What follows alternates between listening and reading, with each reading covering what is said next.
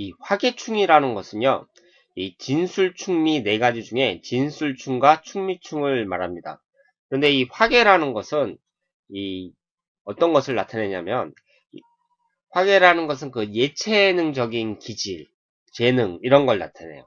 그렇기 때문에 이 진술충미 네 가지를 이제 지지에 깔고 있는 사람들은 뭐 글을 쓰는 재능이라든가 아니면 그림을 그리는 재능이라든가 여러 가지 뭐 무용을 한다든가 그런 그 예체능적인 재능을 갖고 있다고 할 수가 있습니다.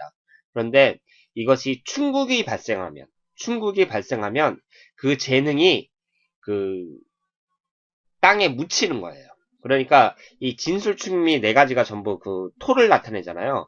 그 땅을 나타내는데 이 재능이 땅에 묻혀갖고 발휘를 못하는 겁니다. 그러니까 흙 속에 있는 진주가 되는 건데 그 사람이 내적으로는 그런 예체능적인 그 재능을 갖고 있지만 그것을 발휘를 못하고 그냥 썩힌 채로 그 끝나는 거죠. 그렇기 때문에 이 화계층은 좀 그 안타까운 그런 친구이라고 말씀을 드릴 수가 있고요. 그리고 이것이 그 학업 중단이나 아니면은 뭐 졸업을 못하거나 늦춰지는 경우 이런 것을 나타내기도 합니다. 그러니까 이렇게 진술충이나 충미충이 있는 분들은요, 그 한 가지 일을 그 처음부터 끝까지 쭉 못해요. 그러니까 하다가 도중에 포기하는 거죠. 그런 경우가 많고 또 학교를 다니다가 뭐 중간에 그만둔다든가 아니면은 대학교를 다니는데 대부분 사람들은 4년 만에 졸업을 하는데 이 사람은 5년, 6년, 7년 동안 뭐 계속 이렇게 미루다가 그 결국 몇 년 후에 이렇게 남들보다 훨씬 늦게 졸업을 한다든가 아니면은 중도에 그만뒀다가 이제 젊은 날에는 이제 학교 중퇴로 끝난 거예요. 그러다가 나중에 여건이 되면 한 30대, 40대 정도 이렇게 되면 그 다시 공부를 하는 경우 그런 경우도 많이 있습니다. 그러니까 이 화계충이 딱 있을 때는 여러분들은 딱 봤을 때 이 사람은 그 중도 포기가 있을 수 있겠구나. 그리고 재능이 있어도 이것을 발휘를 못하는 경우가 있겠구나. 그런 것을 일단 간파하는 것이 중요합니다. 그리고 그 다음에는 이제 그 육신이라든가 여러 가지 그 금묘와 신론에 따라서 그 해석을 하시면 되는데요. 이분 같은 경우에는 지금 그 진술충이 발생을 하는데 지금 양쪽에 쌍충이 발생을 하고 있어요. 그런데 지금 여기에 이제 깔려 있는 것들이 이 육친이 모두 재에 해당이 됩니다. 그렇기 때문에 이분 같은 경우는 재물운이 모두 깨지잖아요. 그래서 그 삶에 있어서 좀 빈곤한 삶, 그 재물적으로 좀 어려움에 처할 수 있다. 그런 것을 알 수가 있습니다.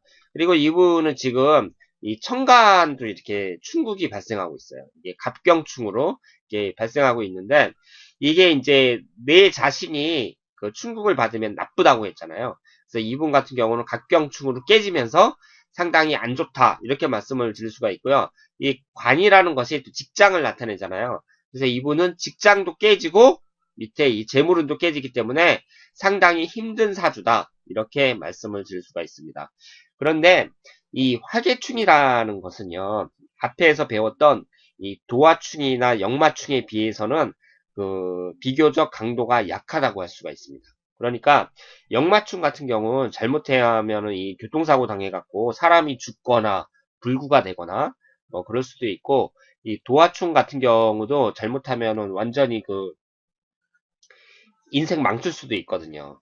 사람이 주색잡기에 빠지면은 그 갖고 있는 재산 다 말아먹고 완전히 인생 망칠 수도 있는데 이 화계충 같은 경우는요. 그 나쁘긴 나쁘지만 그 사람의 생명에 위협을 줄 정도로 그런 심각한 충국은 아니라고 말씀을 드릴 수 있습니다. 물론 사람이 이제 뭘 배우다가 중간에 포기한다거나 아니면 학교를 다니다가 그만둔다거나 뭐 이런 것들이 그 사람의 개인에게 있어서는 상당히 안 좋은 거지만 그래도 이 역마충이나 도화충에 비하면 뭐 사람의 그 생명을 위협할 정도는 아니다. 이렇게 말씀을 드릴 수가 있죠.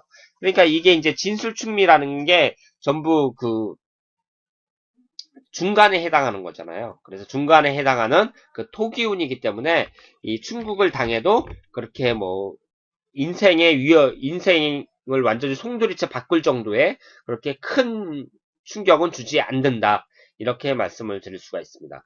그리고 이쪽 분을 볼 때요. 이쪽 분은 이제 그 충미충으로 계속 깨지고 있거든요.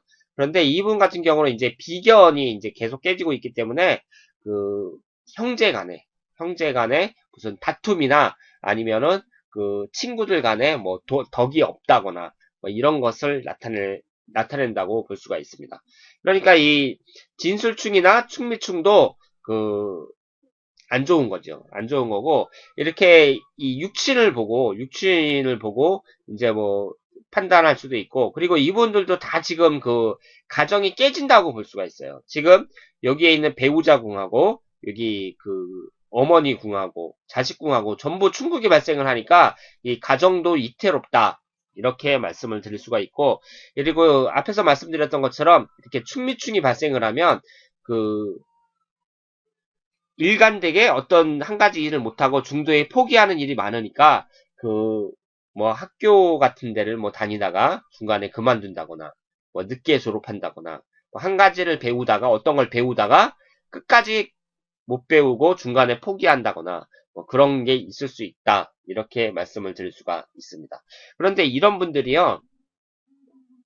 그 젊었을 때는 그러니까 남들 배울 때 그렇게 배우다가 뭐 중도에 포기한다거나 아니면은 끝까지 못하더라도 이제 나이가 들어서 이제 여건이 되면 전부 다 그런 건 아니지만 여건이 되면 뭐 30대, 40대 막 이렇게 늦게 공부를 해갖고 그 끝에서 이렇게 빛을 보는 경우가 많이 있습니다. 그러니까 이런 분들을 대기만성형이라 그러죠. 그래서 만학도들 중에서도 많고 이 나이 들어서 그 젊었을 때 하던 걸 이제 끝까지 공부하셔가지고 결실을 보는 그런 분들도 많이 계시다. 이렇게 말씀을 드릴 수가 있습니다.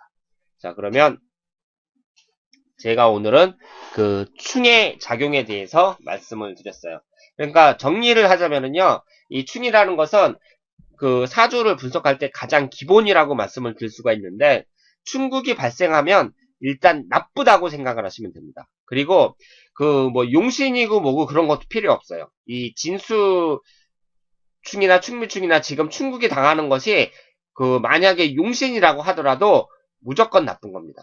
그러니까 이 용신도 필요 없다.